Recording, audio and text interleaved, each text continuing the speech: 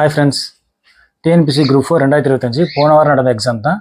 அதில் வர Tamil question answers பார்க்கலாம். ஏலாதியில் இடம்பெறாத மருந்து பொருள்: சுக்கு, திப்பிலி, கண்டகத்திரி, சிறுநாவற்பூ. இதில் எது பொருந்தாத பொருள்னா கண்டகத்திரி. பாடலின் அடி இடம் பெற்றுள்ள நூலின் பெயரை தெரிவு செய்க. தூற்றின் கண் தூவிய வித்து. பழமொழி 400. ஓலக்கம் என்னும் சொல்லின் வேர் சொல்லை கண்டறிக. ஓலம் பொறுத்துக. அணிகம் ஊர்தி. அணிகம் படையில் ஓர் அளவு. அணிகம் சீவிகை. அணங்கு காமன். ஒளி வேறுபாடறிந்து சரியான பொருளை தேர்க. களி கழி. போர் மிகுதி. கடுகு சிரித்தாலும் காரம் போகுமோ என்னும் பழமொழியின் பொருள் கண்டறிக. அதோட ஆன்சர் குறைந்து மதிப்பிடாதே.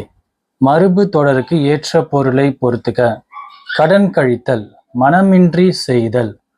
கடை விரித்தல், தன் ஆற்றலை சொல்லுதல். கட்டை கட்டுதல், முரண்படுதல்.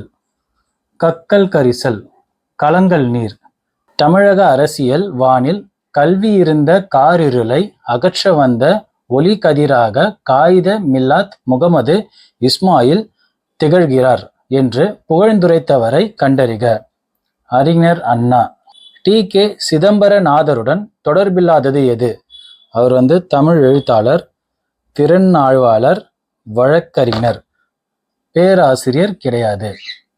அப்போ பேராசிரியர் தான் சரியான விடை. தொடர்பில்லாதது பேராசிரியர்.